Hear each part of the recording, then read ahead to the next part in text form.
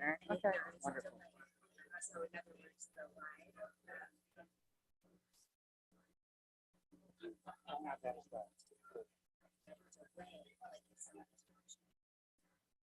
Okay, wonderful. So in other words, the line of Sure. I'll have that as well. It's like this. Oh, okay, wonderful. so in other words, the line of Sure. This is the screen.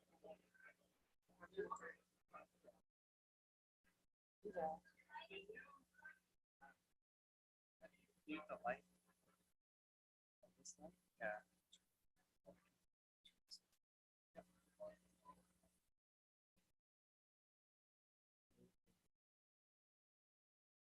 There it is.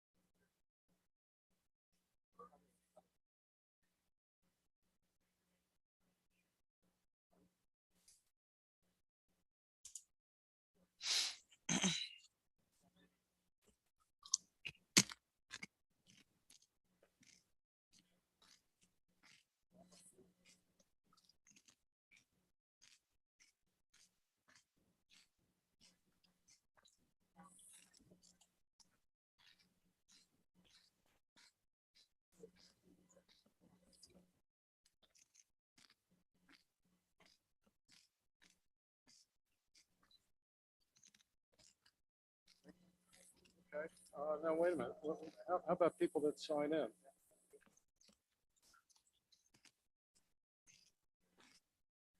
Final up. But I'm a little concerned about the people in Europe. Why they're not signing in? Well, I'll keep an eye on this. Well, double multitasking here. Are we on YouTube Live? But we're on YouTube Live.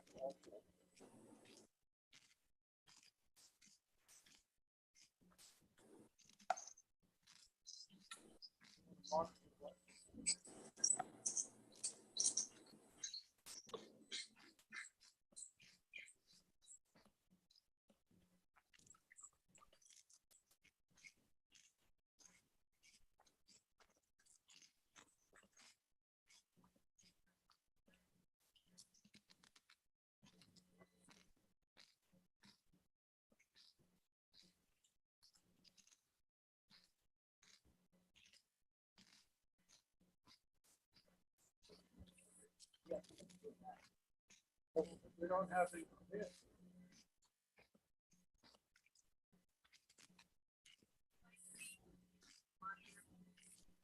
Sure. Sure.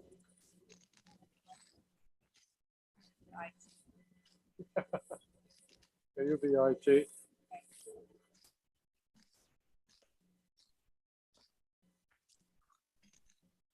Wait a minute, say that again about clicking the PowerPoints, what happens? It's not mirrored, it's set. But and the PowerPoints come up, we still have to do the double screen thing. And we'll move the screen off. Okay.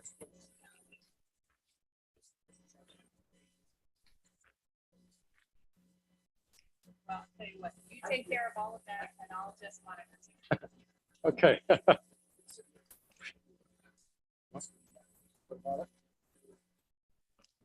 Oh, Q for what? Oh, no, I'll know when to bring it down. Yeah, oh, I'm sorry. Yeah, I've got to arrange with one of the judges to reach over and do the toggle. Okay, bring the screen down. So, to give the remote to them. We're going to do, we do each pitcher gets one of these, and each guy. We're talking about the Screen. What about who's going to do the Chris? He's got the. I showed him that, no, there's a toggle switch on the wall behind the curtain. So I've done that. So, okay.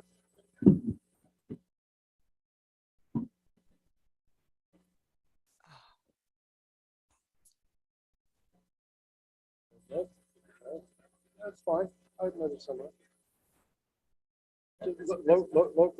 Local, just locals. That's an endless. But she must have registered.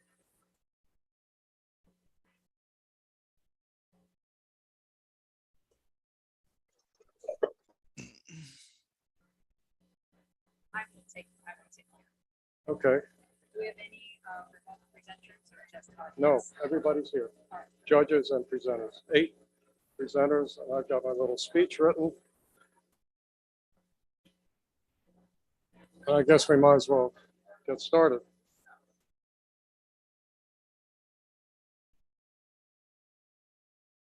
Okay, we'll get it 5 after 4. Hello, everybody. Good evening. Good evening. Welcome.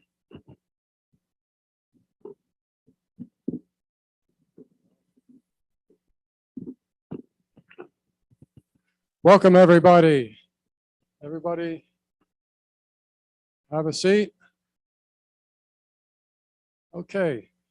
Welcome, everybody. It's great to see so many people here this evening, and want to welcome all of you to the Seahawk Tank of 2022, which is the system.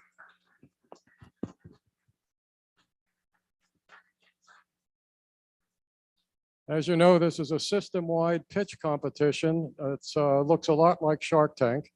And here at the flagship campus in West Palm Beach, Florida. I said that because we're hoping to be joined by 3 universities from Europe. The University of Central Lancaster in the UK, St. Clair's in Oxford, UK, and in the Czech Republic, the University of Life Sciences. So we are here as entrepreneurs, and let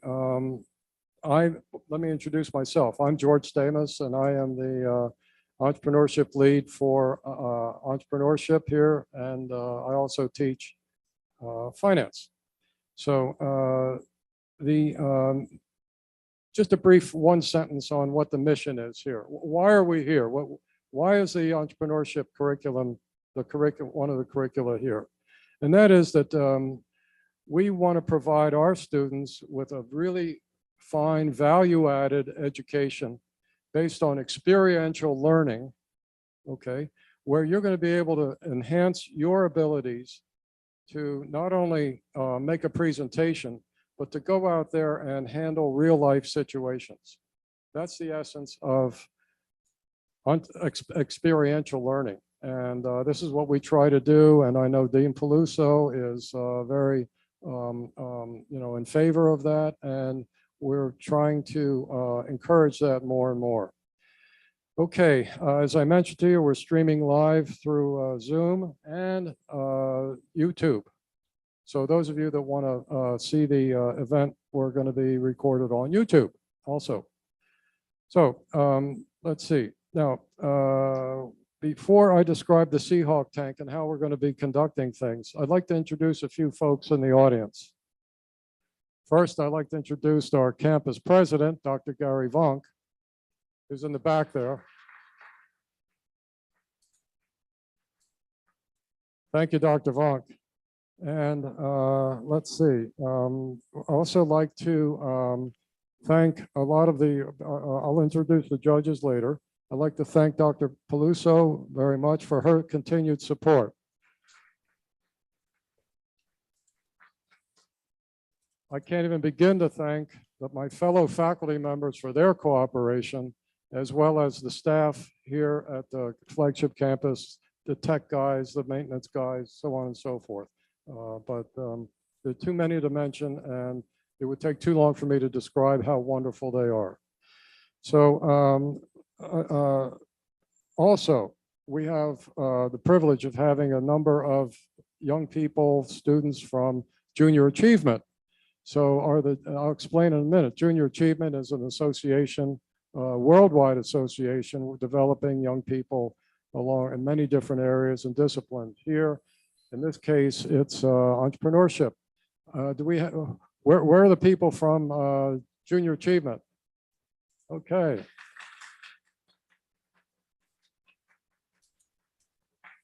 Welcome, and we hope that we will inspire you to do fine things in entrepreneurship and hopefully set a standard for quality of your pitches. And but from what I hear, you do a pretty good job yourselves. So so maybe we could take a few tips from you too. But anyway, this year you're just watching, and welcome, and we're glad to have you, and we hope you come year after year after year. Thank you. Okay, let's see. Now, Dr. Peluso, would you like to step forward and make some welcoming comments, please?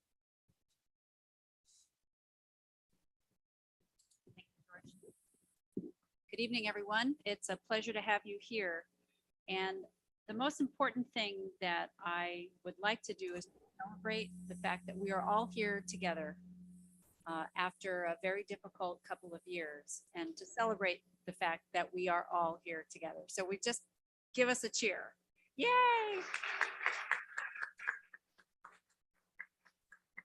The goings on around the planet related to COVID-19 and ongoing political strife and social challenges reminds us all that entrepreneurism is a mindset, and it doesn't just have to do with starting a successful and sustaining a successful business.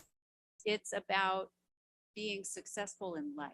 So whether you're a nursing student, nursing students in the back, whether you're a psychology major, a business major, or a mom at home, there are 6 characteristics of a successful entrepreneur. I just want in your mind and in your heart to take with you that even if you never start a business, if you successfully complete a degree program, you successfully start and finish a project, you successfully raise a kid, these are all characteristics that you can celebrate in yourself, okay? And these 6 happen to come from a recent article from Forbes. The first is a robust work ethic. What does that mean? Stick-to-itiveness, having the grit to see something through and to stay at it till the work gets done, right? The second is a deep passion.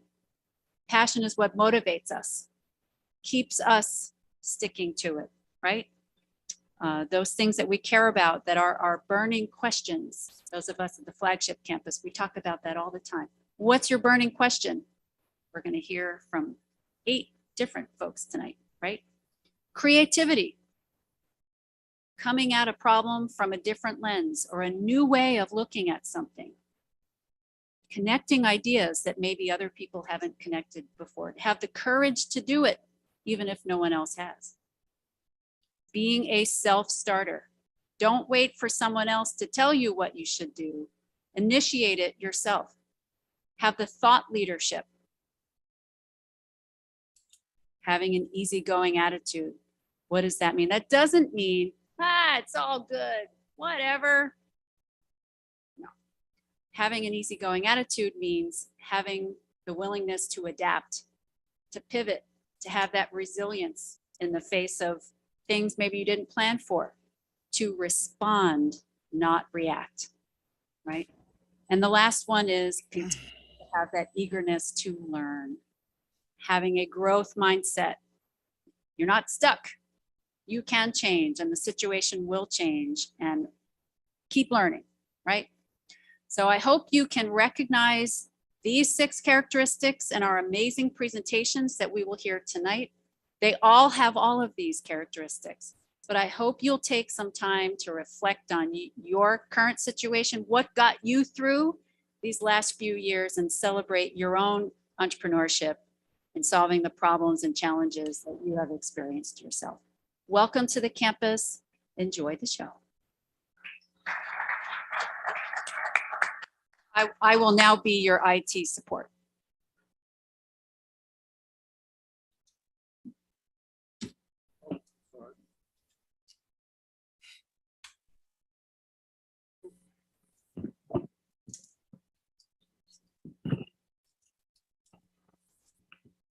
Okay. Before I introduce the judges, and I will do it right now, but a comment first. You'll notice on the brochure that the $10,000 cash prize was donated primarily by or by 2 parties: an anonymous donor who donated most of the cash, and Keiser University.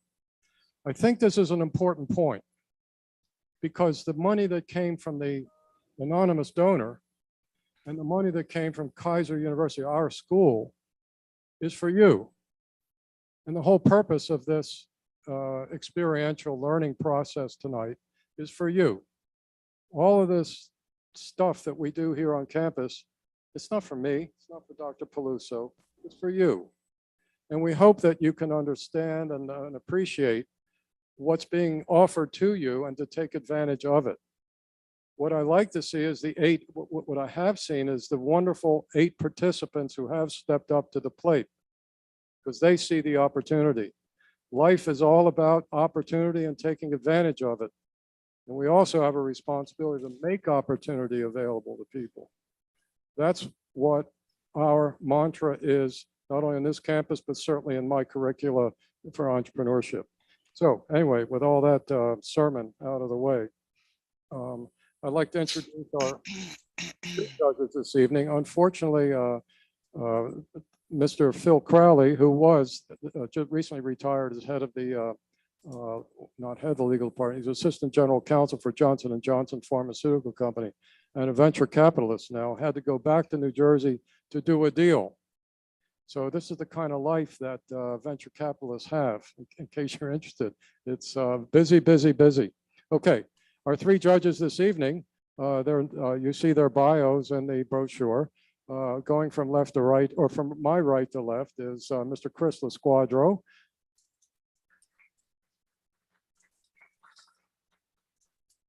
Chris is an expert on, focused on real estate, but doing real estate deals in trusts and major real estate transactions with families. Second, we have Mr. Bradley Geis. Brad is a rather prominent and still young lawyer, business lawyer here in Palm Beach County that focuses on helping develop young companies, develop in the development stage, and then to take them beyond that, as well as business law. And then the third judge is Dr. John Dobson.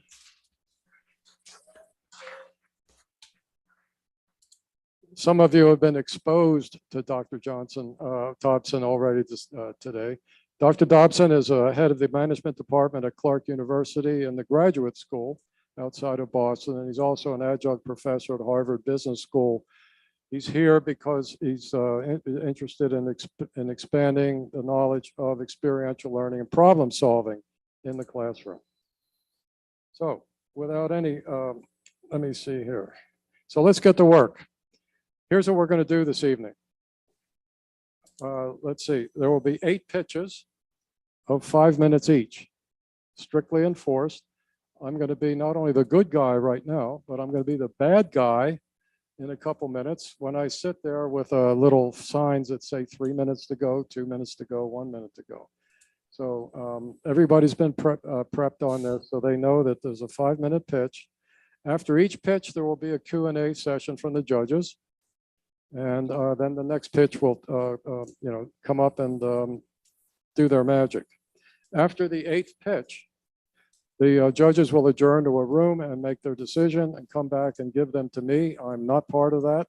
It's complete impartiality. So none of the judges are associated with the faculty or staff here on campus. So now, what's the real good part for the 8 pitches? The prize money. So I'd like to outline to you what the prize money is. First place will be $4,000. Second place, $2,500.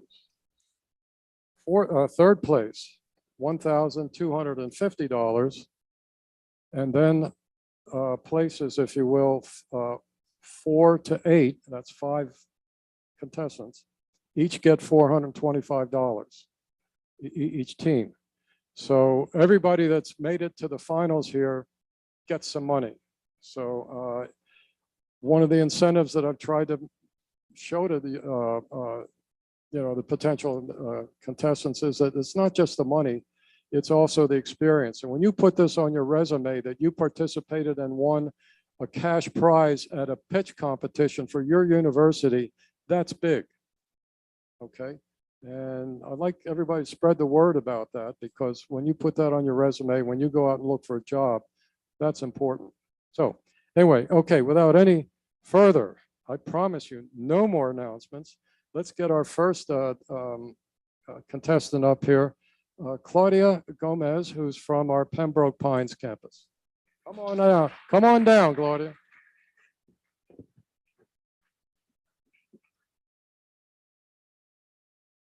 Get the technology all straightened out here. Hello.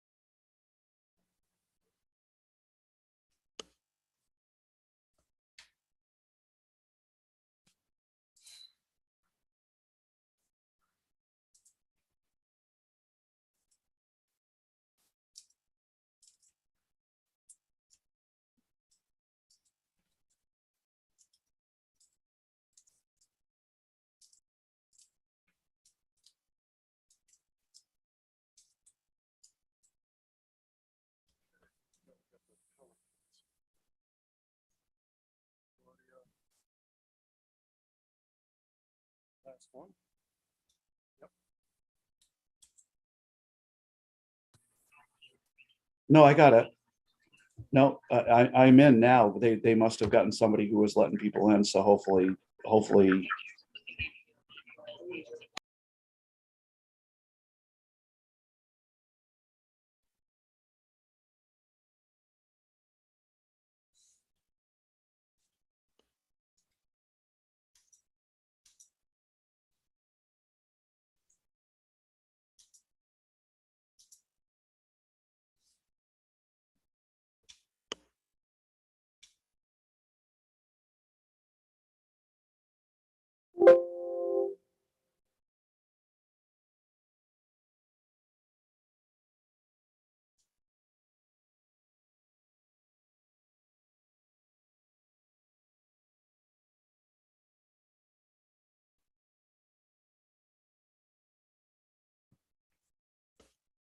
Just let me know when to start, please.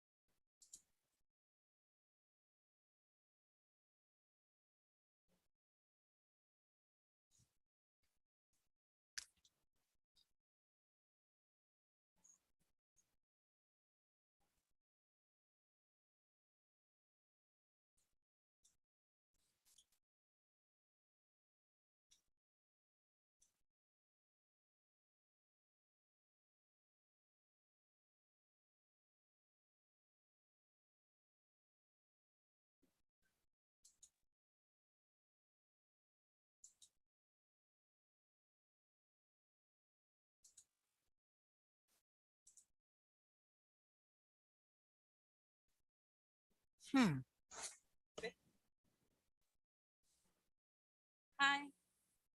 Hi, my name is Claudia Gomez, and I'm a student at Keiser University, Pembroke Pines. I'm pursuing my career as a graphic designer, hoping to graduate this year on August 2022. Just to give you a little bit of history of where the names come from, Watch the Birdie was used by photographers back in 1849. It was before the say cheese race, and it was used to get kids and sometimes adults' attention. They used to put a little metal bird on top of the camera, and they used to blow like a small tube just to discover that the bird was able to whistle and spread the wings. Let me ask you, does any of you have kids? Okay, great, that's perfect. So I know we as a parent sometimes, we like to spend quality time with our kids, but sometimes because of jobs, college, business, or social life, we are not even to do it as much as we would like to do it. But when we do, we want them to be happy. And we want to keep those memories last forever. So in order to do that, we usually go like behind them, just taking picture of them, or just scheduling photography sessions every year.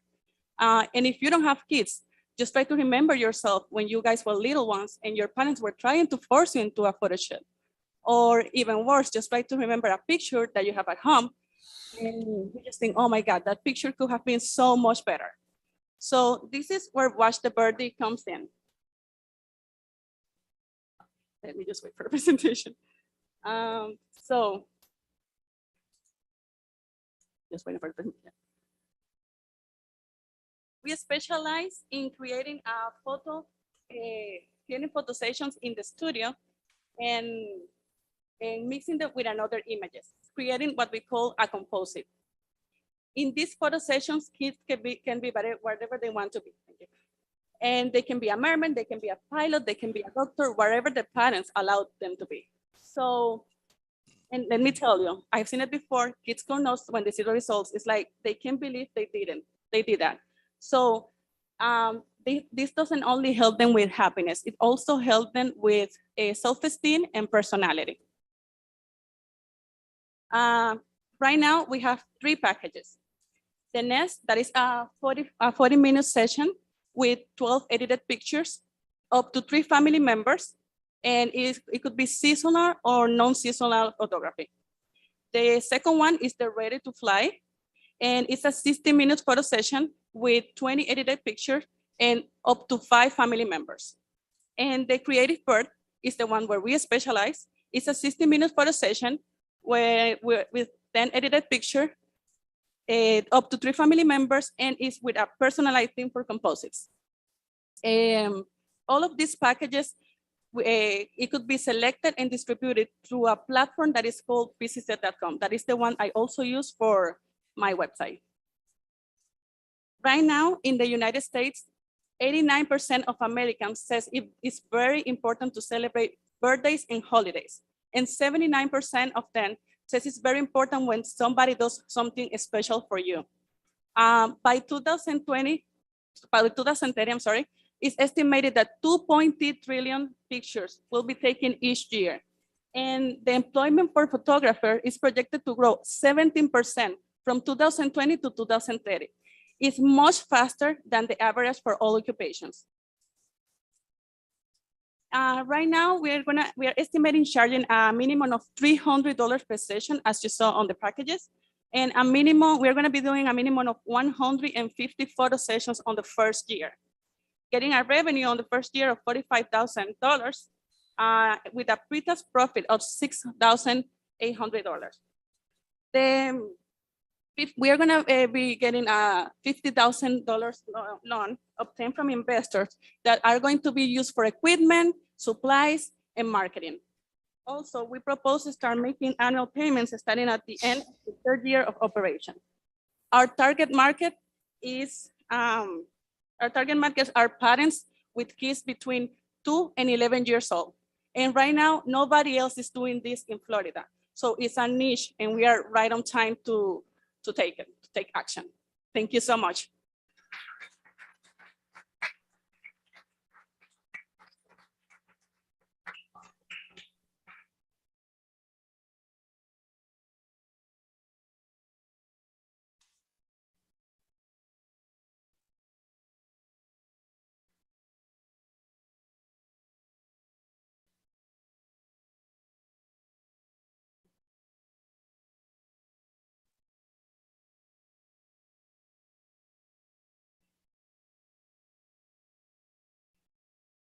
There is another one here.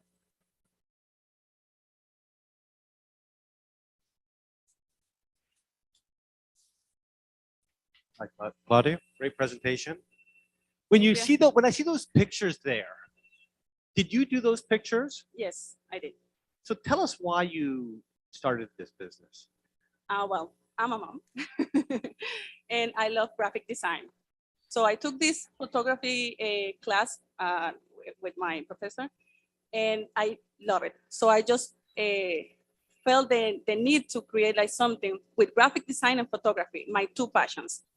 And like also I said, I'm a mom, so it's the perfect quality time that I can spend with kids or do something magical for them that they can really enjoy.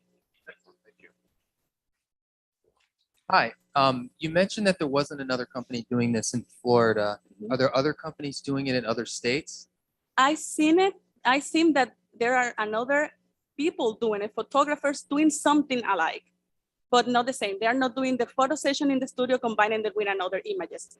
What they are doing sometimes is that they just they ask the parents to send them the pictures and just do like a montage with those pictures. Or even there's another one that is, I think it's like on Utah, that he's doing it, but he's just doing it for superheroes, not for all themes. Okay, so then you would be the only one using the green screen technology to put the kids in the photos in the studio. Exactly. Okay, tell me about your marketing plan. Once you get it going, how are you going to get people in the studio?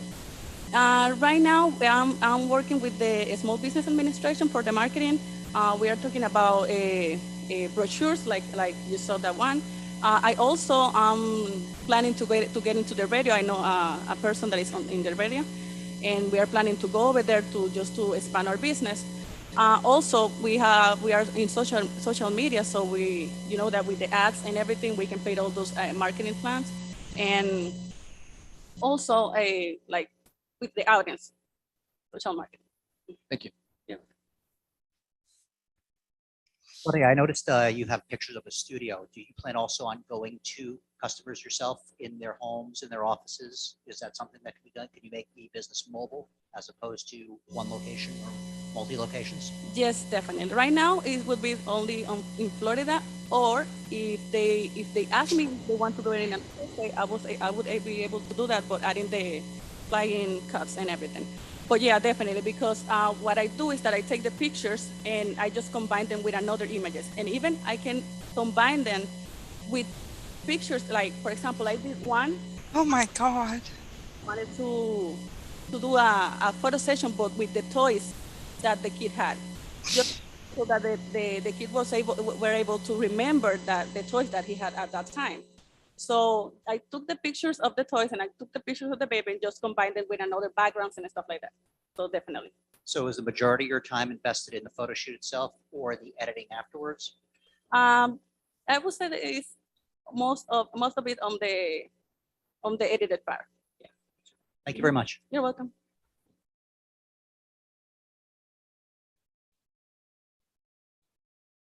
Another quick question. Mhm. So based on that answer, that you've already started selling, right? You already have customers. Yes. So how many of these packages have you sold? Right now it's pretty recent, so I'm Yeah, just yeah, trying to get the audience and everything. So not as much as I would like to, because I don't have the audience. So this would be like my thing, my risk of the business, that I just need to get more audience. So I estimate like right now I've been doing like 16 of them. You've But done it's- 16. Yeah, but Fantastic. it's pretty recent. Yeah, no, that's fantastic. Mhm. 16 real customers that paid you money for your product. Mhm. Well done. Thank you.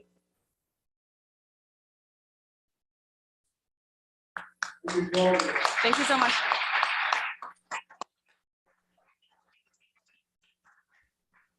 you. Okay, let's just clean up a little the technology here. Professors. Got the professional here to really help us. Okay. Now next from the flagship campus, we have Miss Linnea Axengren. Well, come on down, Linnea.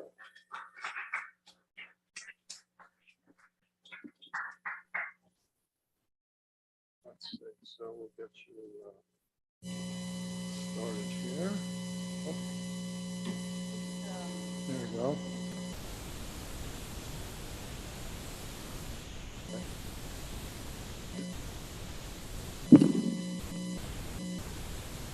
Yeah.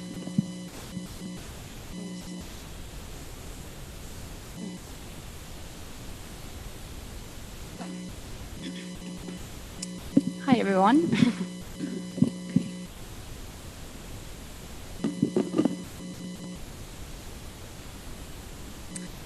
In every aspect of life, there's always a why to things. Why do you go to work every day? Why do you choose to go to college? Why do you recycle? As we can see, there's multiples of whys, and like a domino or effect, one has to fall in order to receive impact. If there's a solution to a problem, people will eventually follow. So here is why I started Comeback. Latest research shows that the US is in need of 5 extra planets in order to keep up with mankind's ways of living, producing, transporting goods and services. In fact, that is 5 planets too many.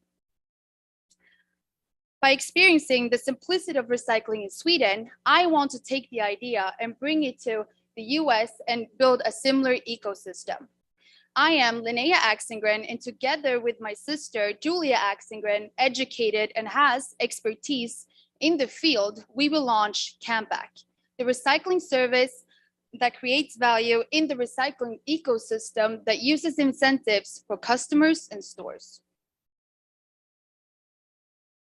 The problem today is that the US recycles 30% less aluminum and plastic bottles than most industrials nations in Europe. Second, the US lacks a two-sided marketplace with the right incentive structure for stores and customers, which leads to a more material use by manufacturers and an increase in pollution in cities. The total addressable market for Canback has a potential of $1.6 billion for recycling aluminum cans in the US annually. Key market players such as Coca-Cola have recently announced 100% recycling goals, and there are big opportunities to scale the business into billion-dollar markets for plastic, glass, and battery recycling. Canback's value proposition is to create value for customers in stores. The customer, the beverage consumer from age 16 to 70 in South Florida, will save money through discounts by helping the environment and by creating a sustainable community. Because Canback has a vision to make this a fun thing for the customer, like a game in which where questions go, oh, how many Canback points did you collect this month? Or what the reward did you receive? But on the other hand, the stores will strengthen their corporate social responsibility and acting upon the sustainability. Because now, more than ever, image and reputation, especially by helping the environment, is important to all businesses. Climate change is real, and climate change is changing the business world, and we need to adapt. And therefore, Canback service is the current turnkey solution for stores as Sprouts, Publix, Whole Foods, and their recycling expansion to act upon this. And they will act upon this, and they will get traction and brand experience for doing this to create value for their brand. And on top of this, they will drive more traffic with their sales. Canback will market through partners, which is the stores and social media. So here is how the service works. The customer inserts the can into the recycling machine, and it scans the barcode on the can and then starts to count the volume. And depending on the volume, the machine will calculate and give an equivalent amount of Canback points back to the customer, available on the store's rewards program. And one can equals one Canback point. And the concept goes that the customer work its way up to hit different levels of rewards. So for example, every 100th can will give you 20% off a $50 purchase. So the discounts are directly processed with the account information related to the store, and Canback is only responsible for the care and operation of the machine. However, in the future, Canback is looking to have their own reward system. So the recycled material will be offered to be bought back for Coca-Cola to achieve these recycling goals. Canback is asking for $100,000 to fund the business first 3 years, and the money will go directly to leasing the first machines from Tomra operations. And we will raise additional rounds of capital in which there will be opportunities for existing investors to cash out if they needed liquidity. And Canback will make revenue on the contracts for using right and the bought back material from manufacturers. And a part of profit will be donated to the nonprofit organization One Tree Planted, which is dedicated to the reforestation of the environment. Together we force impact. Together we make change. Sustainability is the future. Thank you.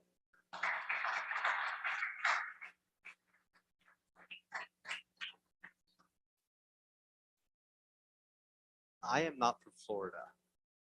When you go back to the slide, Yep. Which one? are that one.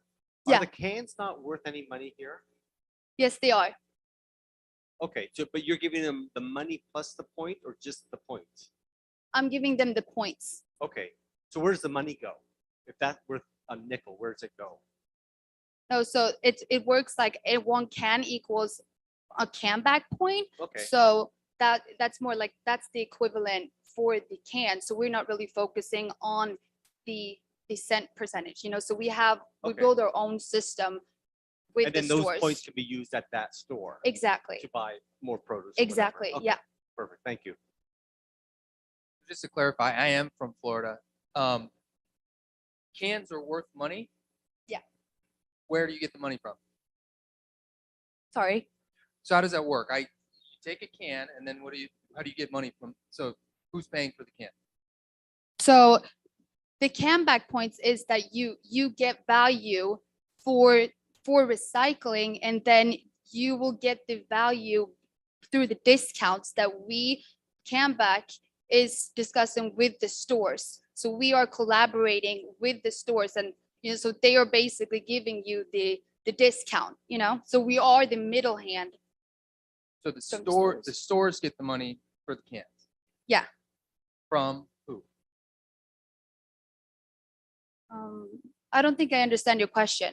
Sorry, So the store, so you were saying that the money, so the money is, sorry, I lost track there. So can you explain so I understand fully so I can understand? who is paying money for the cans? No one really. It's the system for, like we're it's order, like it's the stores that are, sorry, I don't think I can. So the can goes in the machine. Yeah, the can goes in the machine. And then what happens to the can? It goes back to Coca-Cola, or Yeah, and Coca-Cola pays for the cans?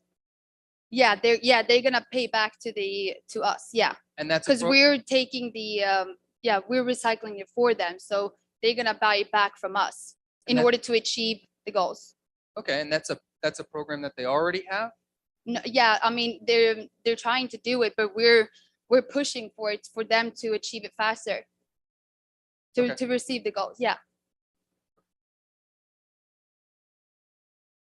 If I'm a customer for the can machine, how many cans do I have to bring to see some value from, let's say, a Publix or a Whole Foods? Do I have Yes, to bring so hundreds of cans, or is 10 enough? Is 20 enough?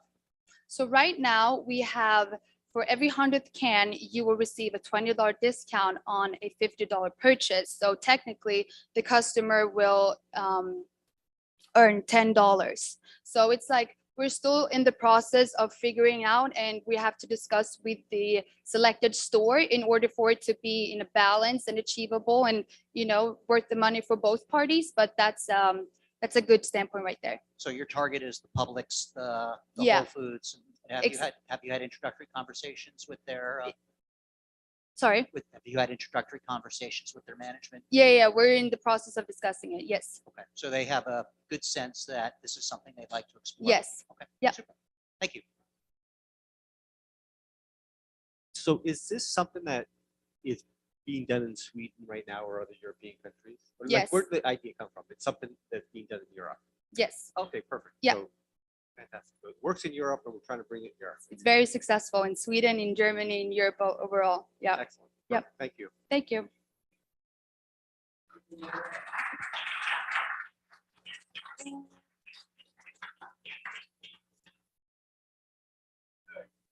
Our next contestant is on her way to becoming a pro golfer. I think she won the NAIA championship, but nevertheless, she's also an entrepreneur, Miss Michela Tejan from Indonesia.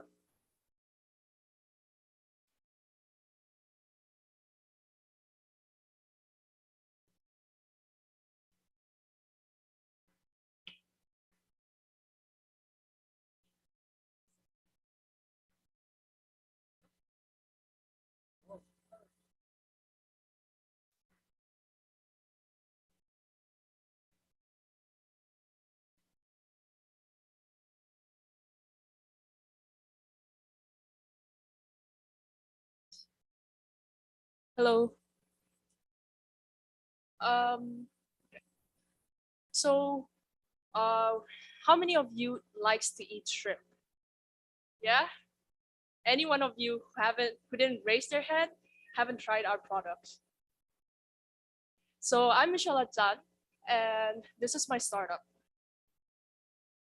So Bangka Shrimp is a startup that sells fresh and frozen shrimp to restaurants and wholesalers in Indonesia. Shrimp farming is predicted to grow 5 to 6% annually, and Asia Pacific produces 75 to 80% of all the shrimp in the world. This creates an opportunity for us to come into the market. And Indonesia is one of the largest seafood consuming countries. And which is why it'll be the first market that we will enter. So this is our value proposition. The shrimp that we will be farming is Vietnamese shrimp. We're gonna farm it because it has the highest survival rate amongst other shrimps.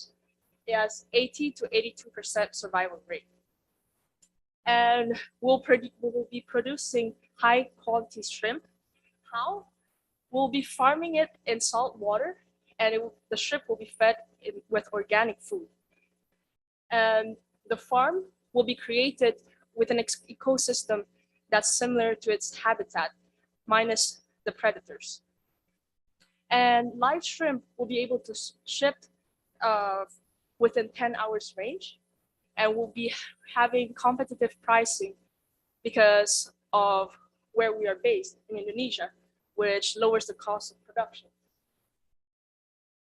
This is our target market, and we will be selling to restaurants and wholesalers in Indonesia, starting with Java, the largest and most populated islands in Indonesia, and then the rest of the islands. As we will be starting local in order to build credibility and compete with the bigger and more established farms. And then we will expand to Southeast Asia, starting with Singapore, then Malaysia, and Thailand. In that order, due to the proximity to Indonesia, and it'll be easier for us to ship it there. So the management consists of Kurnia Chan, my father, the shrimp farming expert, the operations manager, and myself. Since I understand the business on paper, but I don't have enough experience in the business, my father will fill that gap and help lead Bangka Shrimp to success. He has 20 years of experience in startups and growing businesses of his own. And we're bringing in a shrimp farming expert who has 15 years of experience in the shrimp farming industry, who will work with the operations manager in order to ensure quality and control the farm. And this is the financial forecast for the next 5 years. For the first year, we'll focus on creating the ponds in the farm and culturing the planktons for food. And then it will allow us to produce more than 10,000 kilograms of shrimp in the first year and multiply the production by almost 50% per year as more ponds are made in the farm. The price per unit is slightly lower than market price, and it increases slightly per year. The lower quality shrimp will still be harvested, but sold at a lower price, and we will be letting our customers know that this is a lower quality shrimp if they still want to purchase it. And the price you see is an aggregate of the different prices, the price ranges. So 10,000 shrimp seeds is $20 in Indonesia, so it's cheaper than if you buy it anywhere else in the world. That's why the overall cost of production and operations will be cheaper. And then the food that the shrimp eat will be plankton, and it will be cultured in our own farm. And because of technology, a lot of farms are moving towards farming the shrimp in tanks and not letting them have their natural ecosystem. And we're going to stick with traditional methods in order to reduce the use of chemicals and harmful things that can be eaten by people. So 1 kilogram is around 40. If you would like to finish it off. 1 kilogram of shrimp is around 40 to 150 shrimp. And thank you for listening. Let me know if you have any questions.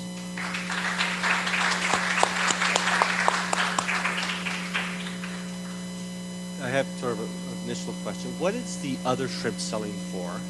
Is the first part. The other And- shrimp, Yeah, like the regular market price of shrimp. the regular market price for shrimp, the Vaname or other types? Just other types that you're competing against. Okay, there's different types of shrimp. There's tiger shrimp, they're bigger, and there's the smaller ones. The smaller ones are probably like around $1-2 cheaper, and then So The you're bigger selling ones. yours more expensive than theirs. Is that right? Or yes. okay, but- perfect. That's what I was going to yeah. say. You should sell it more expensive if it's organically fed. Yeah. If you're doing a better product, you should sell it for a higher price. Yes. It's just lower than the tiger shrimp price. Yes, which is like one of the That's the only one I know of. Hi, so I'm not that familiar with the shrimp market in Indonesia. yes. Could you tell me a little bit about your competitors? What's going to give you a competitive advantage? What's going to allow you to expand more? Why is your Vaname shrimp going to be better than the other Vaname shrimp that's created in Indonesia? So right, they had a halt in the market earlier, but then since COVID, it started to rise, and a lot of new shrimp companies are growing, but they want fast, they want quick, like they want to harvest as soon as possible, sell as many shrimp as possible, and that like lowers their quality, and they put more chemicals in the shrimp so that it looks better, and yeah, but then it's not safe for eating. Is It's that not as healthy to be eaten. is that a major concern in Indonesia that their food is organic?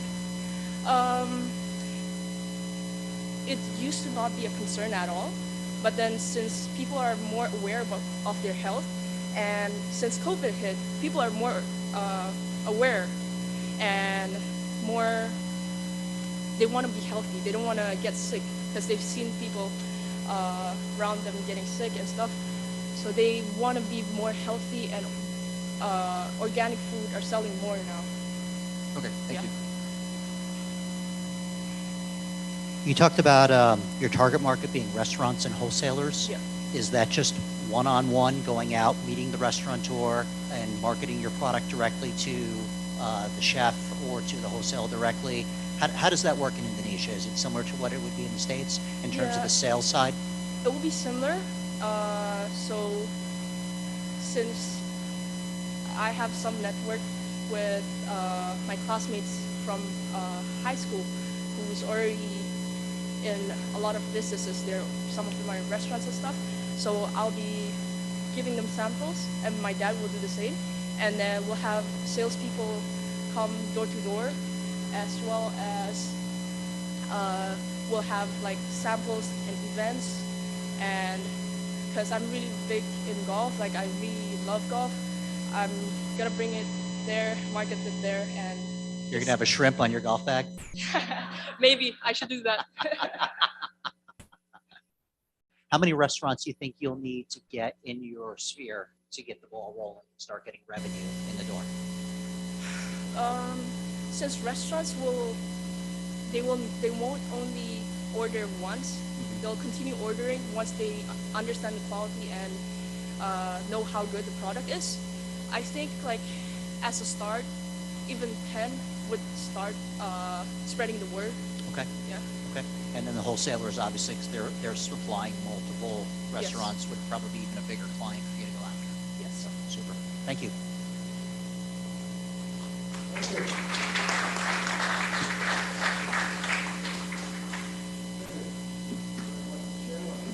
Next, from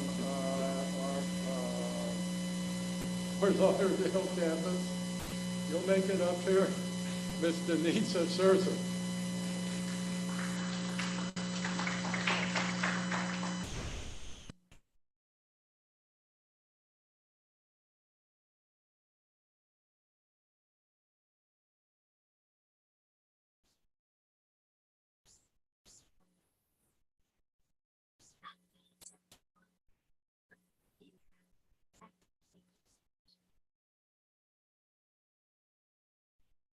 you tell me when I start?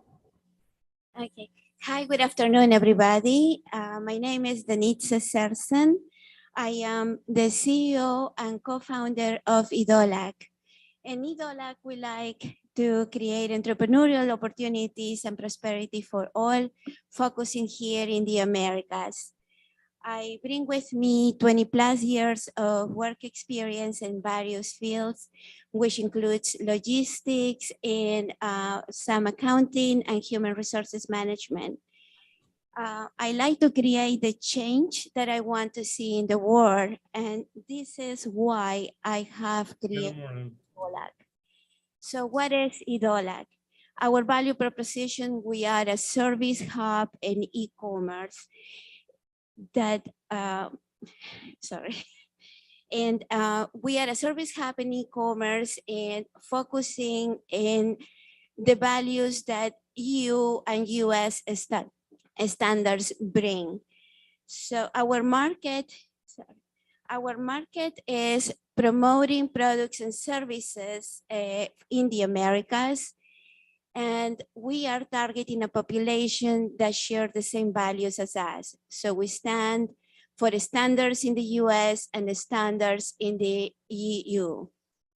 Our venture is creating advancement opportunities for small businesses, and the supply chain is providing them access to new markets and therefore expanding their business opportunities. So how does it work? It's very simple. We are an online marketplace, connects sellers and buyers, and Idolac earns a commission. In order to make the business successful and create sales and increase the sales opportunities for our sellers, we have partnered with several companies and with expertise in marketing and also logistics. So what is the potential and what is the problem? We see, you see that pie chart on the left side, on my right from here.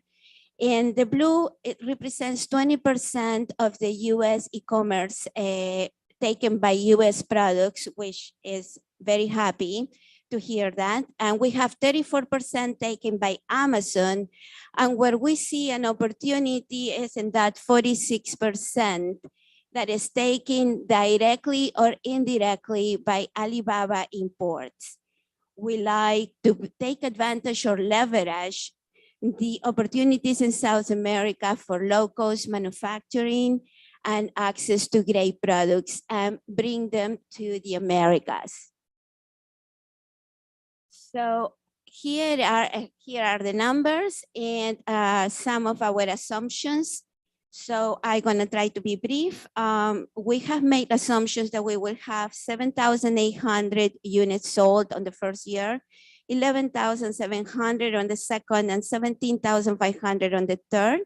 We will increase our number of sellers from 50 sellers to 75 and 100 through these years, and we keep our average sales price across the 3 years the same, $41.67 a unit. We project to have a pre-tax profit of 106,000, 171,000 on the second year, and 268,000 on the third year. So we are requesting or in need of $100,000 funds, and we are willing to pay a 20% of interest rate in 3 years period. Thank you so much.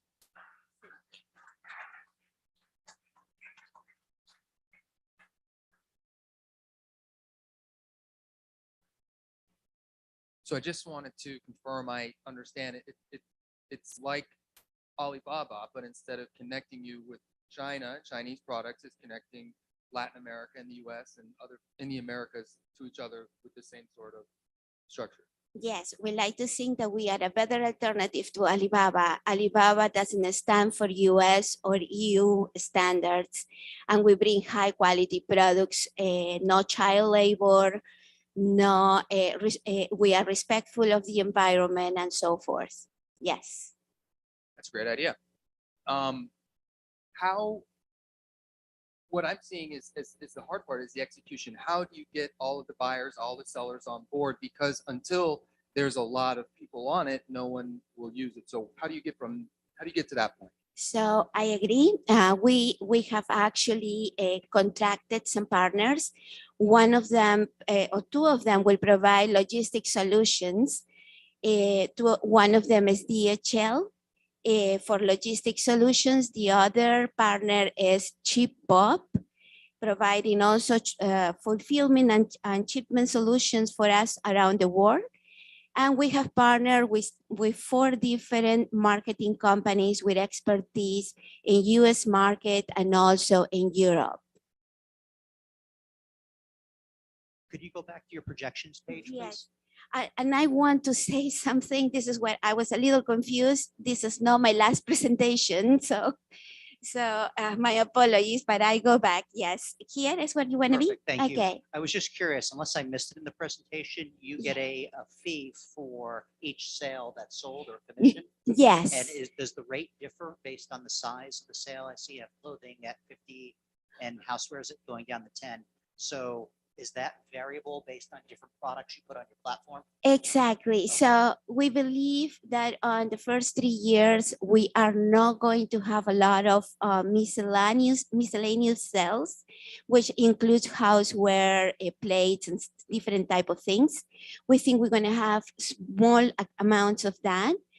We know we have already few sellers that are, the site is not alive, it's coming alive in the next 3 days. And we are already uploading into the system people with good quality clothing and shoes, like leather shoes and jackets.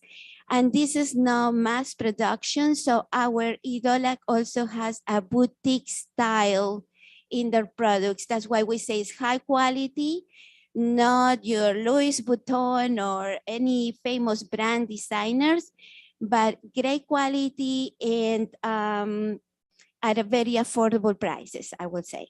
Okay, so to echo what Brad said earlier, the key to your success is getting those products, and Yes. getting them on your site. Yes. So one of your goals is to go out and meet with the producers of the clothes. And I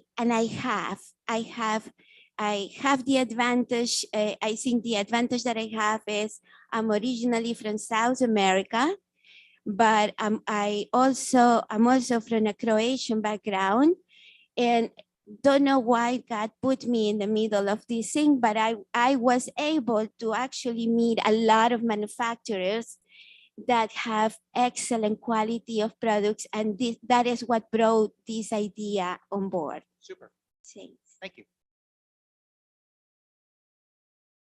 Excellent. Okay, so you're saying you're already uploading products. Yes. So can you tell me where these products are from and what the products are? So for the moment, I'm having products being uploaded from Peru and Argentina and Colombia. So we, at the moment also, we are focusing more on apparel because it's the easier thing to transport. And like I say, we need funding a little bit for the fulfillment, and we need to manage it for later. So in 3 days, I will be able to see clothing from Peru, Argentina. and Colombia. Yes, Fantastic. Thank you. yes. And after from Croatia too. Yes. Thank you. Thank you. Thank you.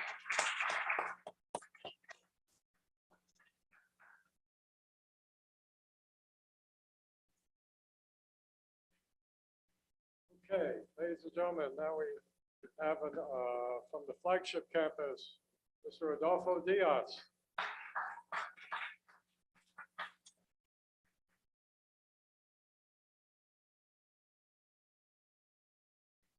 You would never sign up.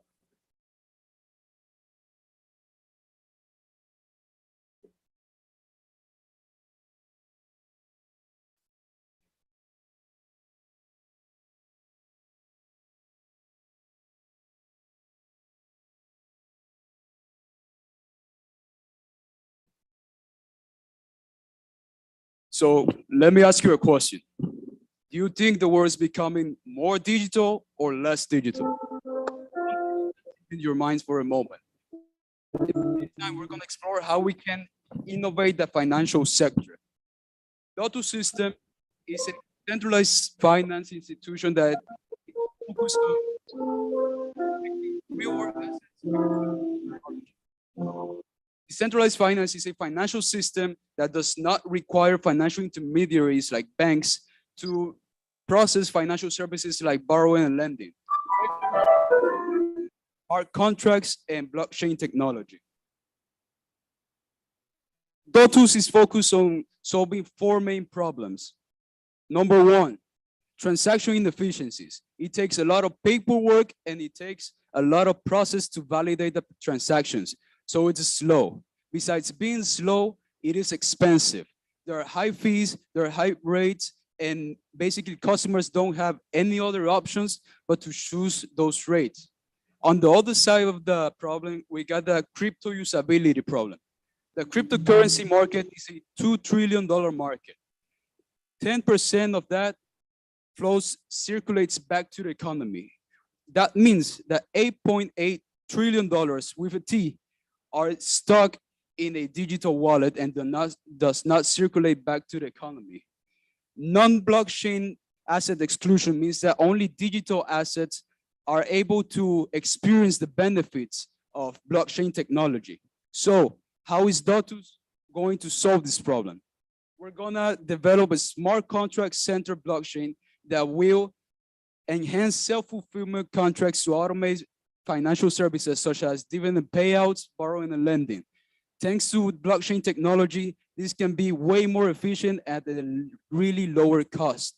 We're gonna connect a crypto payment gateway to the blockchain, which will enhance crypto conversion into fiat money. This way, commerces are going to be available to accept these payments.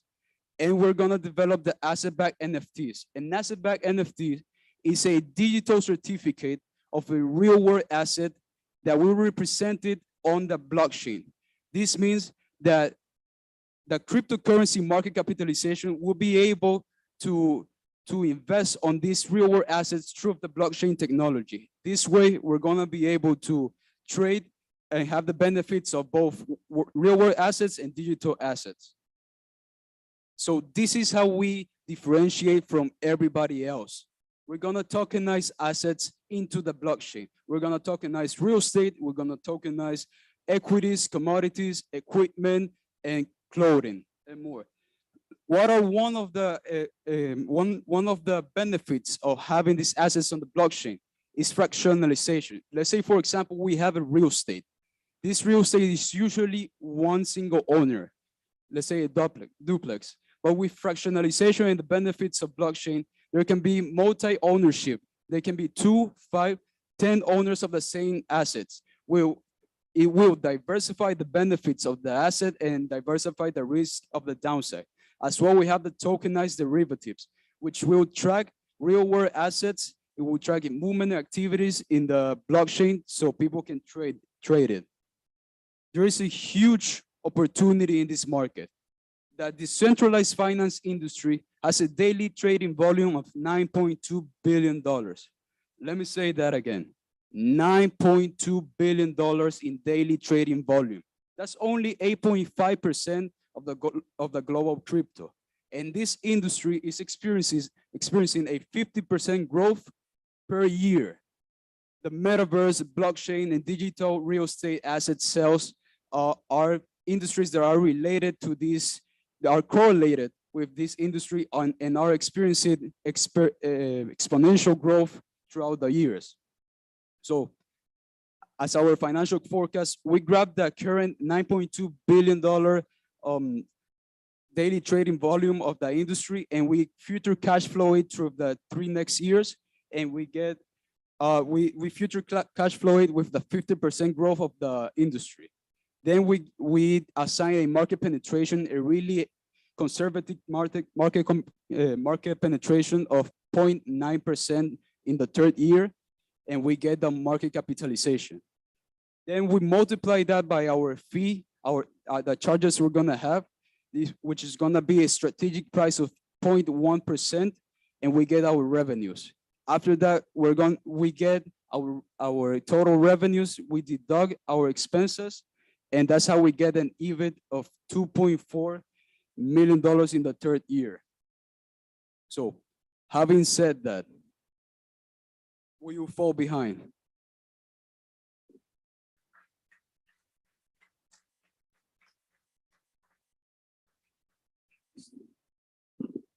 Thank It you. was too low.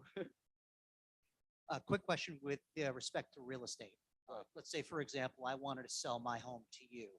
One of the Right. concern, and I'm a real estate broker, so I know enough to be dangerous about this. One of the concerns about cryptocurrency for real estate transactions is the volatility.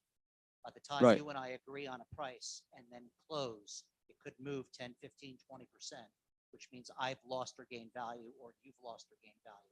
Is there a way to mitigate that risk in your business model? Because you're talking billions and billions of dollars of transactions. A 5% move could be devastating to a lot of investors. Okay, in this case, the benchmark will be the following.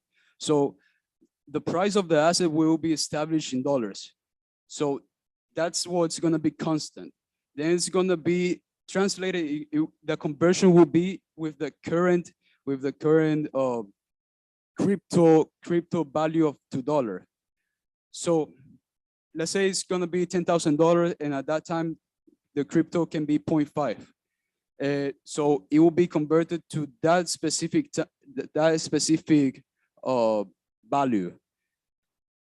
And when at the moment of sale, it will be sell on dollars. It would just you will convert your total cryptos to dollars. Okay, so there's no time risk between agreement of sale and actual closing because you're just funding at the end. Is that what you're saying? I'm just trying to get clear on. Okay, good. Let me explain Sure. one more time. So what I'm saying is that the price of sale will be dictated in dollars. So whatever the conversion rate of the crypto at that moment is, it will be converted to the amount of dollars.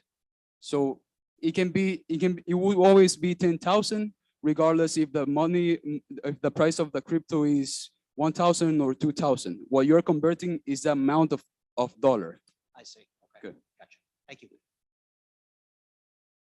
So when you say tokenization of an asset, it's Right. basically the token just represents ownership of the asset, correct? Yeah, that's right.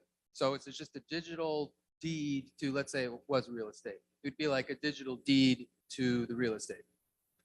That's right. How legally would that work? Would that just how would that work legally? Okay, so the tokenization is the address of the asset on the blockchain, right? So in this way, how it will work is that the token itself, the transaction will be represented on the distributed ledger. Through the distributed ledger, you can understand who made the purchase and to whom you are selling it. In this way, and it can be reported back to the government.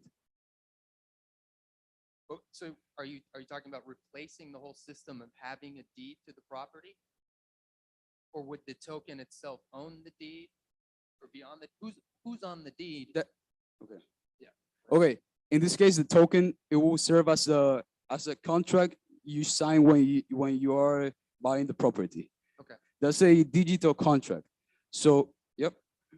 So how is that different than, let's say, a couple of people entering into an LLC, the LLC buys the property, and then they have fractional ownership of the LLC. The token's just sort of replacing the LLC in this case? In this case, the benefits are the blockchain itself. The blockchain is capable of delivering these transactions in a really lower time frame.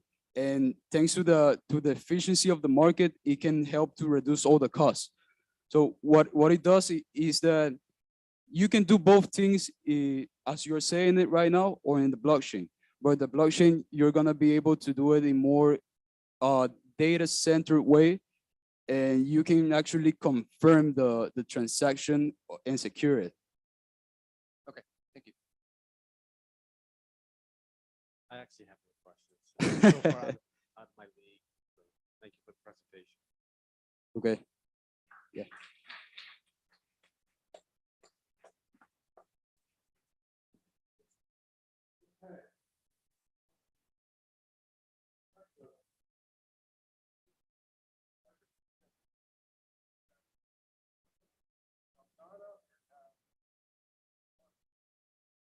Christoph Bueller.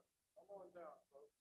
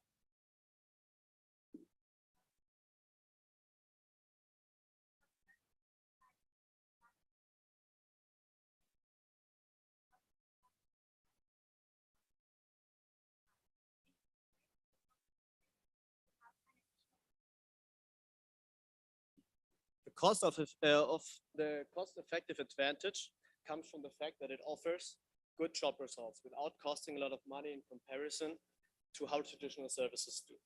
So you also, can you guys hear me? So you also save money by saving time to find someone, because if you find someone fast and efficient, you have more time to work and make your own money. We want to integrate people into the workforce by providing more jobs, and we want to change the traditional way on how people think of the job industry. Our website provides a pool of capable employees that you can choose from with just a few clicks. So you're not only saving time by searching for a qualified employee, you're also saving time that you would have spent on doing the work yourself. The main qualification we possess as a management team is our professional experience. All of us already ran a business, so we know how to start one and what obstacles we're going to face. Our team also brings experience to the table regarding digital marketing and graphic designs. Since our business idea requires a lot of work with customers, we are glad that all of our team members have already experience when it comes to working with customers through smaller or bigger jobs in the customer service. We like to talk and communicate to people. And this brings me to our diversity capability. We are from 3 different countries. We speak at least 2 languages each. And we already lived in at least 2 different countries. And all these factors helps us when working with other cultures.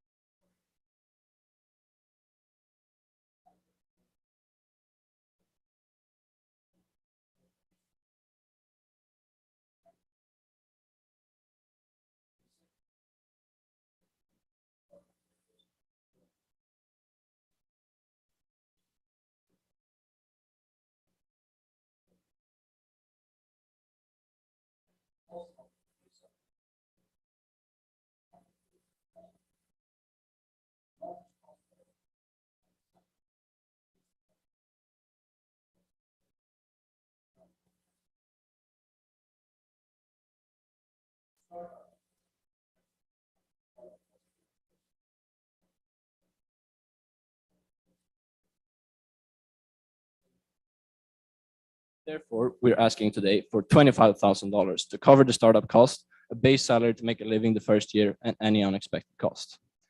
This investment have a time span of around 3 to 5 years. We want to be profitable as fast as possible and then reinvest the profit back into the company. Then we wish to reimburse our investors their initial investment multiplied by the percentage raise in revenue from the second year.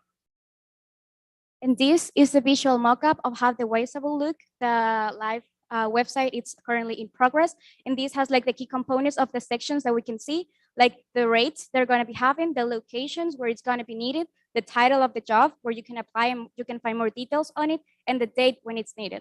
And right on the header section, we will find the availability for them to log in and sign up, because since it will be like a side business platform, they will be able to log in and have the control over them. And also like they can find other options available in the site. Thank you so much.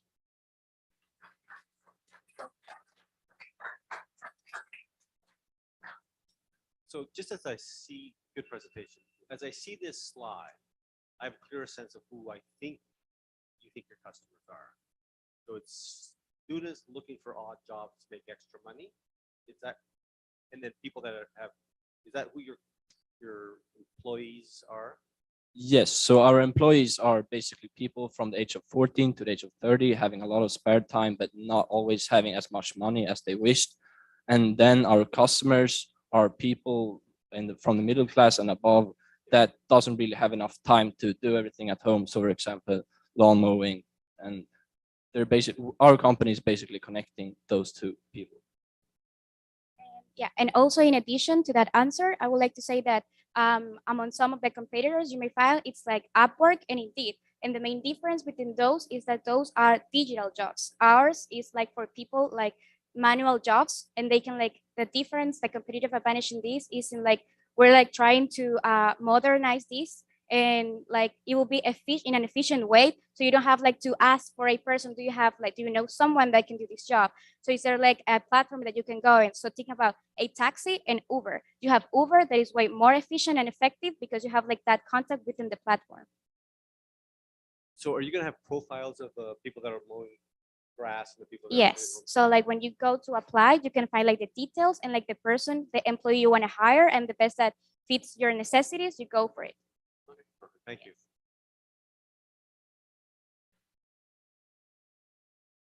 So tell me about more about your marketing as far as how you are going to get this out to people that they know that they can go to your website and hire people?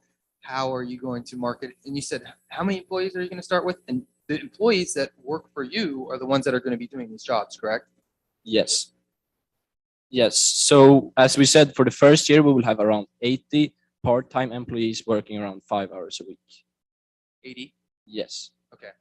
So tell me about your marketing.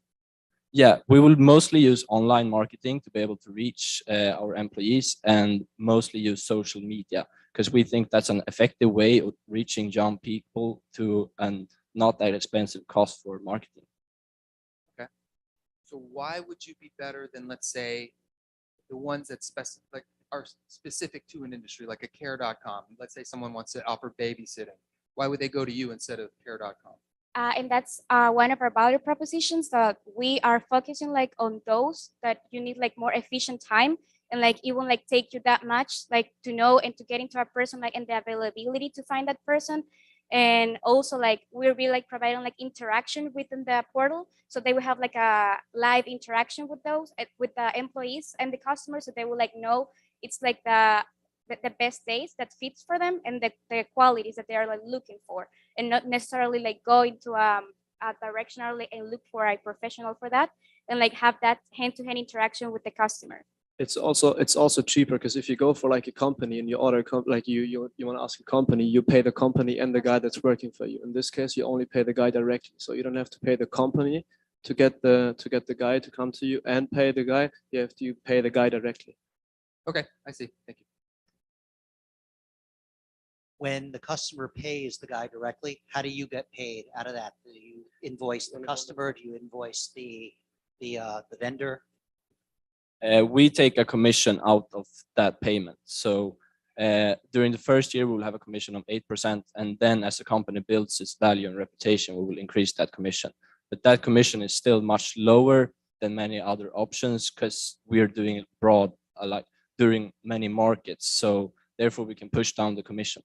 So if I'm your customer and let's say the job that I hired one of your employees to do is $100, do I pay you or do I pay the employee? You pay the employee. You pay the employee, but during the transaction, we take the commission away. So like the employee ends up getting $92 in this case, and we end up getting $8. Okay, thank you. You said that you've each had a business before. Just so I know more about the team, what were those businesses? I mean, I can start. A friend of mine, we started a business for like a little similar. It's like a website for tennis coaches, so you can promote yourself. Because if you like, let's say you move to a different city and you want to play tennis there, because I'm a tennis player, that's how we came up with it. You don't know where to go. You don't know the coach to find, and we wanted to provide a website where you can find a coach that fits to you. You put like your description and what your qualifications are, and you can go there and try to find the coach that you think fits the most to you, instead of asking around or trying to find someone. You can find it on the website. And the company that I started was a company together with my friends. And so the basic behind the company is that in Sweden, school is not allowed to cost money. So if kids want to go on a school trip, they have to like collect money somehow. So we started a company that let the kids sell planting trees to whoever they want. So they're basically going around knocking door, trying to sell trees to get money to their school trip. I have previously been a digital marketing coordinator in an LA-based agency, so that position took the courage to start my own graphic design studio back when it was COVID, and it was like pretty successful. I did it like as a freelance when I was in Nicaragua, and I targeted like to Central American countries. And then when I came here, I contacted other friends, and I had been like having clients since then.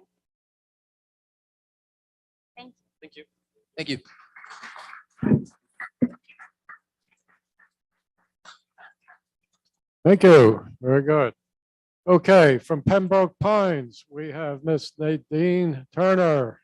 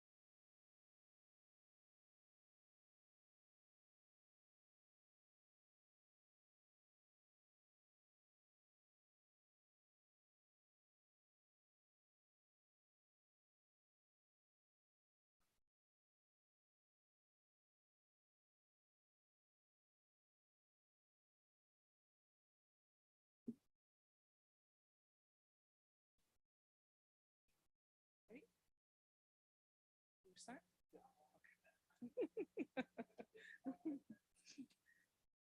Good afternoon, Seahawk, tankers, and guests. My name is Nadine Turner Crosdale. I am a mother, a veteran, IT student, an entrepreneur intending on winning this competition. How many times have you gone to a restaurant and skipped the dessert? I have. Let's think about why. Did you fill up on the meal? Was it the lack of options, the taste, the look, or all of the above? Well, that is why I developed Foreplay Dessert Boutique Restaurant.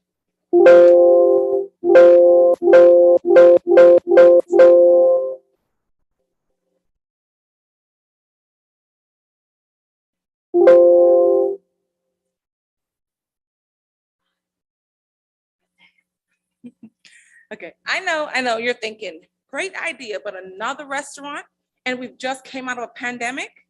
And I say, and larger restaurants have gone out of business. I say to you, this is a perfect time. People are tired of being home and they're really looking for a social interaction. And I'm gonna tell you, Foreplay is ready to fill that need.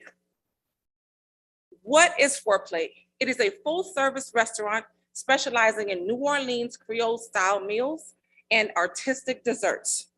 Think about this. We all eat with our 5 senses. And we will begin to appeal to your senses from the moment you enter our dimly lit dining area. You'll be greeted with soft music being played by a live band, and we'll have the sweet aromatic smells of sweets in the air. You'll also have the opportunity to pick songs from a pre-selected list on our tablet.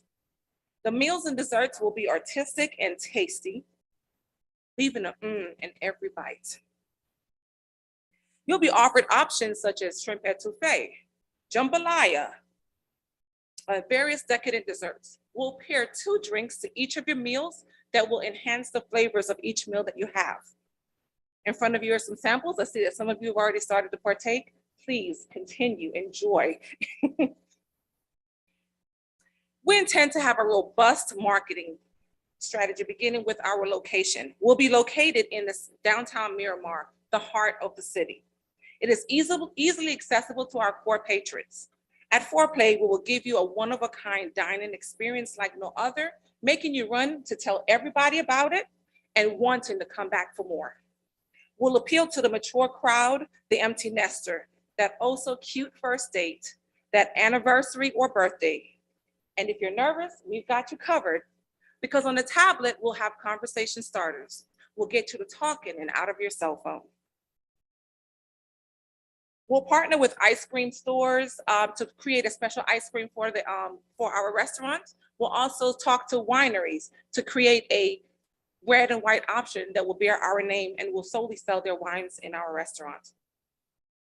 Our customers will also check in on their social media, and once they do a review, we'll give them a 10% discount. Now let's talk profits. A typical table of 2 will consume roughly 8 to 9 units. That's your dessert, your entree, your hors d'oeuvre, your drinks. And that will result in roughly 67,000 units in the first year, and up to 83 units in the third year, giving us a profit of 12% the first year and by 19% by the third year. Currently, our overall contribution needed is $250,000. Investors will receive payment over 5 to 7 years at a 6% interest rate. I have 2 investors. One currently is a small business owner in the city of Miramar. He will help me navigate the paperwork and systems to get the business up and running. My second investor, he has been in the restaurant industry for over 25 years, and he used to be an inspector for the DVPR. Bless you. Me, I am the brainchild, the Jane of all trades. And remember, at Foreplay, we want to remind you to save room and not skip the dessert. Thank you all for this opportunity. Now, who's ready to embark on this adventure with me and make Foreplay a reality?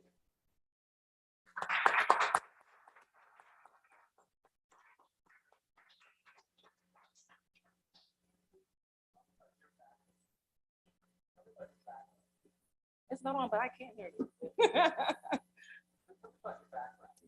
And I got a sense of the idea, but Why you? Why me? Okay, I am a foodie and I am very critical. I love to go to restaurants and I love to eat. And I go to upscale restaurants, to the mom and pop stores. And what I've done is when I'm in there and I'm eating, I'm like, oh, I like this and I like that. Why didn't they all just put us together and we could have had a better product? I like consistency. And that's what I want, that you, if you come to this restaurant on day one and you come here 10 years later, it will still taste the same. It'll still be the way you remember it. So that is why me. Okay, so you already have a couple partners. Absolutely, yes, sir. Okay, so can you explain this to me? So that will be out in People our, that don't see it, it's tell them what it is. so it's called a Keiser. It's literally cake on a popsicle stick. And it is vanilla cake on the inside, covered by chocolate on the outside. And one of them is also a heart shape as well. And it's the same ingredients. Are you selling these now, or did you just make it for the event? I had surprised, funny enough, today I was on the phone with I'm still in the military, and so the guy that runs the conference center called me today and said, "What are you doing?" And I told him I'm preparing for this pitch. I'm going to do this, and he's like, "Oh, I didn't know you were doing that." So he told me to prepare a plan to come to there and pitch it to them. And then once they are, because they do a lot of events, they do retirements, they do new people coming in, promotion ceremonies, and they're always doing stuff with events. So he asked for me to prepare a pitch for them and bring my business license and everything so I can be a preferred vendor. Yeah, you could definitely sell this. Yes. I mean, it's amazing appearance and taste. Thank Well you. done. And these are things that will be sold in the, we'll have a small bakery section. So the things that you get in the bakery area in the front, you will not be in the restaurant portion of the, in the restaurant. Absolutely. So you mentioned consistency, Yes, which sir. is huge. A lot of what makes or breaks a restaurant is just execution. Anyone on your team, does anyone on your team run a restaurant before? Yes. So my second partner, his name is Sylvester Fertile, and he was in the Navy and he was in food culinary arts in the Navy. He has been a general manager for Darden Restaurants, and he's also he's in Orlando, and he's also been general manager for some of the resorts there as well. And like I said, he also has been an inspector for DBPR. So he also is trained, and he can train our employees on hand sanitization, how to be a good waiter or waitress, whatever, all the state recommended courses, he can train them in that. He's qualified. Okay.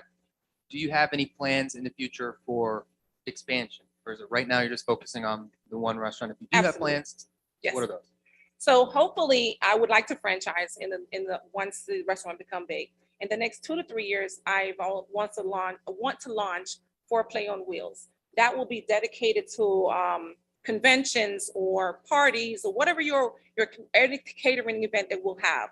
Just like I said, Southcom wants us to do some things for them. We'll send the For Play on Wheels to them. This where it's not taken away from the actual restaurant. We have someone dedicated for that. Thank you. Yes, you're welcome. Hi, you talked about having a location in Miramar. Yes, sir. Do you actually have a storefront ready to go, or have you talked to the landlord about the spot itself? Yes, so another funny story. I had a location closer to my home in Miramar. I got connected with the Economic Development Center in Miramar, pitched the idea to them. They loved it. So now they want me to be located in the downtown Miramar because it says my business concept aligns with Miramar's mission. And so now I'm waiting to have a meeting with the government officials to pitch an idea, and then they'll vote on it.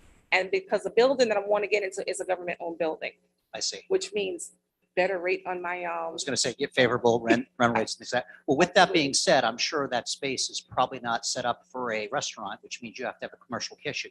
Is Yes. $250,000 enough to retrofit a restaurant? So currently it is empty, and 250,000 is what I need. My original goal was 450, so I'm just lacking 250. Okay, I see. And the 6% interest rate as for the investment return, Yes, sir. are you getting pushback on that? That seems a little light for unsecured investment in a company for startup. So my two investors that I have, Mhm. they wholeheartedly believe in the idea, and I've already discussed it with them. And I said, I want to start paying you back once I start seeing profit. So second year. And I said, I would like the payments to be over 5 to 7 years. And I said 6% interest. And it was like, okay. And I said, okay. Okay, well, that's fantastic. Thank you very much. My pleasure.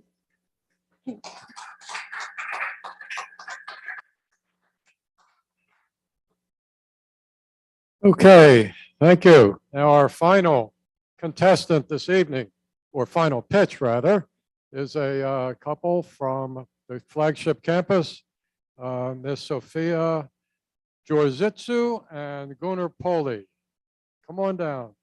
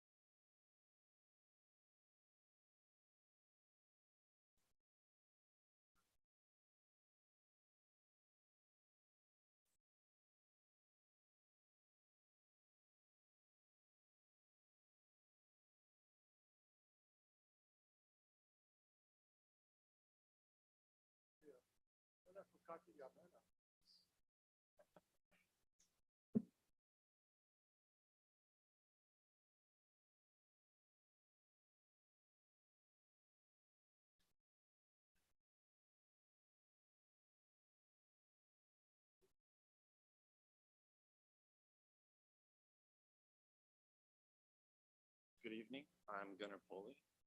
My name is Alexander Yudu. And we are the creators of sashimi. My name is Sasha. Authentic Greek snacks.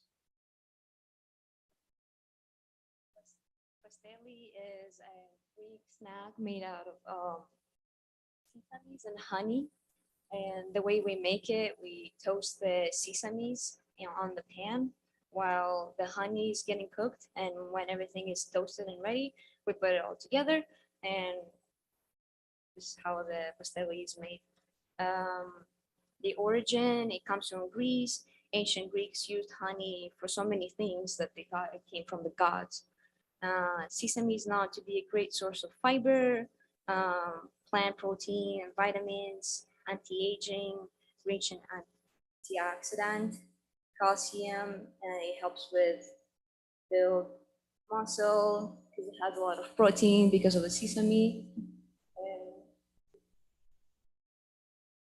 She's also from Greece, so that's where we get the authentic part from. So why pasteli? Pasteli is, as she said, a traditional Greek snack food.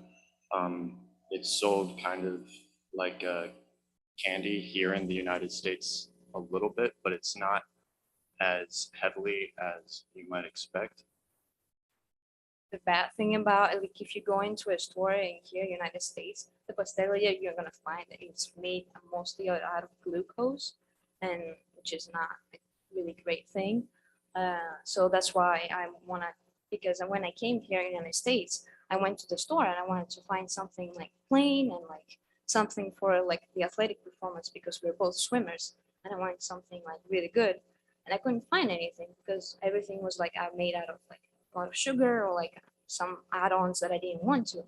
That's how I kind of like made the idea to create the sesame bar, just a plain, good, and healthy snack.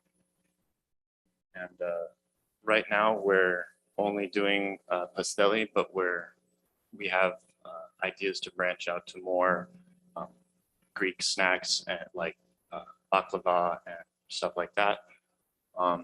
And we are looking to partner with, we don't have anyone lined up specifically yet, but looking to partner with a Florida farm for to get Florida honey. And then, as Sasha mentioned, it's very healthy, the pasteli, and so our opportunity, as Sasha mentioned before, we are both athletes, and as an athlete, sometimes you're at a swim meet or a track meet, maybe even at work, and you just feel like you're hungry, but you're not that hungry, and you just need a little energy boost. Well, pasteli fills that need. Basically, we plan on selling boxes of pastelli and allowing here. Allowing like people to try it out. This is how our box looks like, right? So for distribution, our pastelli, right here it says 12 pastelli sesame honey bars. That's not going to be our base. That would be like a retail box that we would sell. We'd sell that to the stores like something like Whole Foods. Is what we're looking for is to distribute to health food companies, as well as online through our own website. It says Yasu there, which means hello in Greek. And so the individual bars, we're not really looking to sell right away because they cost so little to make that it would kind of not be able to scale very quickly. So we're looking to more partner with different stores and go through it this way.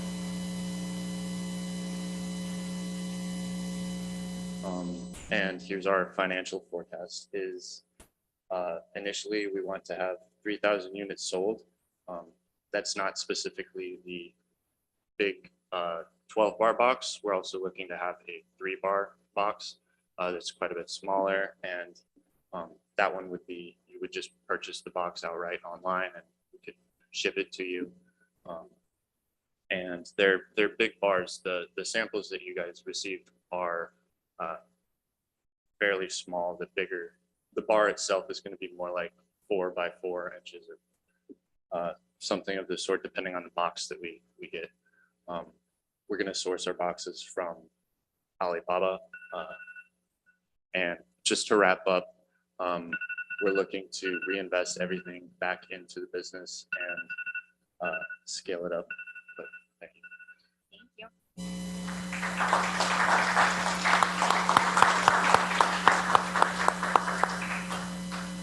If I may, what are you retailing a box for? What are you selling a box for to the health food store? And what can they sell it for to the end user customer? Okay, so right here we have the price per unit is going to be to the store itself is going to be for $7, and then they can sell it to the customer. I mean, it's kind of up to them, I believe. Well, what would you expect to be a fair price compared to For a a- Kind Bar, a Power Bar, or something like that? Yeah, so for like a price comparison, it would be more so, I looked up the like chewy bars tend to go for about $14. This would be something in that range. They're very easy to make. Like I said, they're very cheap. And so we are able to kind of have a very low price compared to something like Cliff Bars that are outrageously expensive. So one of your competitive advantages is pricing. You can Yes. deliver a similar quality or better quality product at a better price. Yes, our competitive advantage is both the cheaper price as well as the health benefits that we listed compared to other brands that they have health benefits, but they also tend to have lots of preservatives and stuff like that. So you're going to be targeting the health foods, the gyms, the things like that, that Yes. are going to retail these in mass to their clients and customers. Exactly. yes. Gotcha. Super. Thank you. So, more question. Do these prices, do they include packaging and shipping? They do. Yes. Okay. Yes. Um, They do not include shipping. I have not looked into shipping right now. We're just operating under the Florida cottage foods law because we're doing this out of our kitchen. So we are not able to ship. We have to hand deliver currently. The reason why we're seeking money is because we would like to rent a small physical property outside of our apartments so that we can operate outside of the Florida cottage foods law and ship throughout the nation. What is the shelf life of one of these bars? So Pastelli originally was really popular in Greece because it was something that you could put on a boat and eat it months later. It was like the OG, like granola bar. The warriors would eat it and they would compete against the enemy. You So can see it in like the Socrates and like Iliad warriors would eat it as well. so it lasts a very long time. Yeah. Well, I mean, what's very long, because that's relative. I mean, Months, years, months. months. It's just sesame seeds and honey is a natural preservative in itself, and sesame seeds don't really expire for years. So Okay. If I recall correctly, the Odyssey was a multi-year journey. yes, yes. So, yeah, that's your cost of goods sold. Yes. Wow. Okay, so just go back to the original one. So you're really making this and selling. We are not currently making the I see the picture. It looks like that's something in your. the box. Slide two. You said you're doing it in the cottage industry. Are you doing it in your house? Yeah, like Giving it to your friends? Yeah, I've given Yes, it to we've- the swimming ahead. team. Everyone has tried it. A lot of professors have tried it, and they've told me like they really like it. And it makes you swim better. Yes, of course. Well, it gives you the We energy won boost. nationals, so it's. Oh, really? Okay. There you go. You put that on your. But you've given it away, but you have not sold that. No.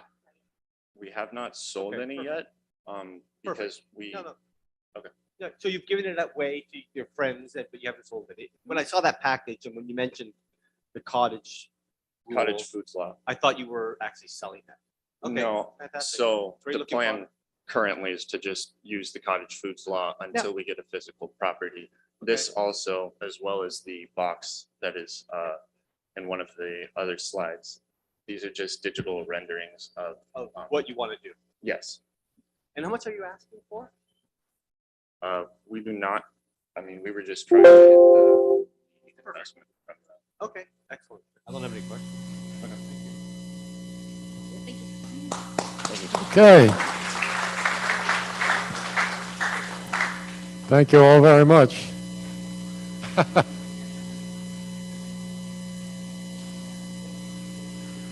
Okay. Ladies and gentlemen, that concludes the pitches for the evening. The judges, I thought some hands up over there. Okay, the judges will retire, not retire, but they'll go away and adjourn as a better word. And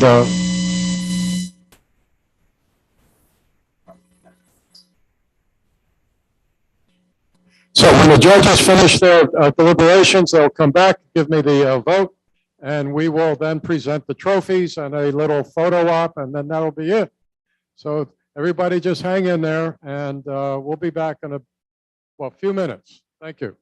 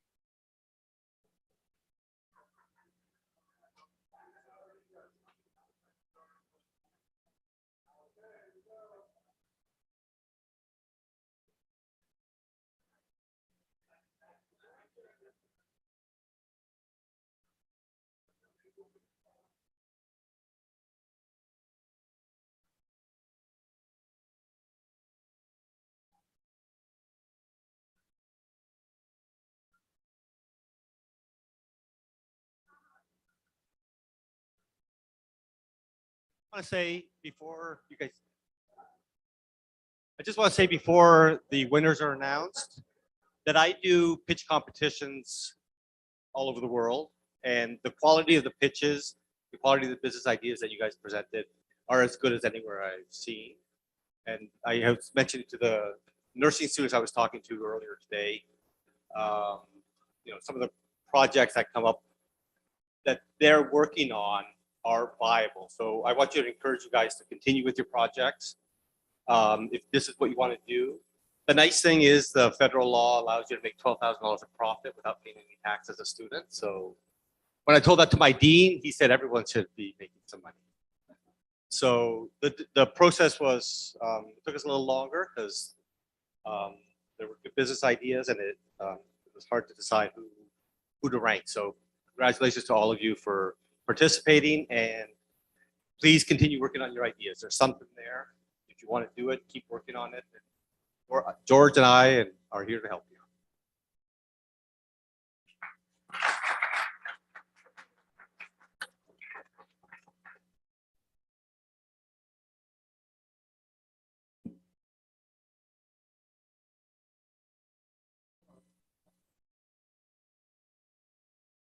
There we go.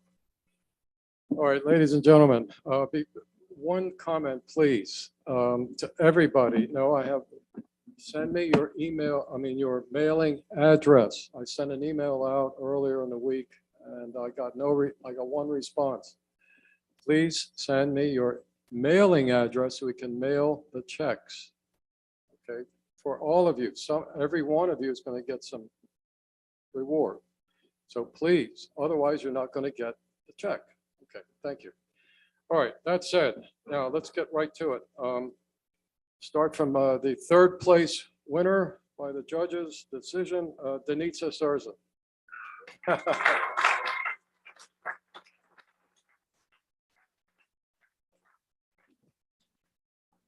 And we're going to have a photo op once we get the top three squared away here. So third place, Denitsa, your trophy. Just stay here, please. Okay, second place, Claudia Gomez.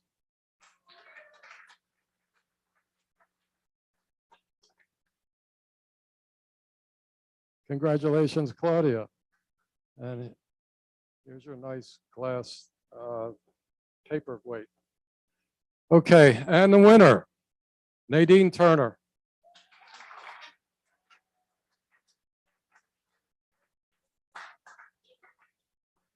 Ladies and gentlemen, the flagship got shut out. So, but congratulations to everybody. Nadine, here's your nice, big, pretty trophy, the biggest one. And we want to say what great job for everybody. And please stay here and we'll get a photo op with, 1 second, John. Let me get myself pretty up here. And then we'll get everybody. Then we'll get all the teams up here for photo op.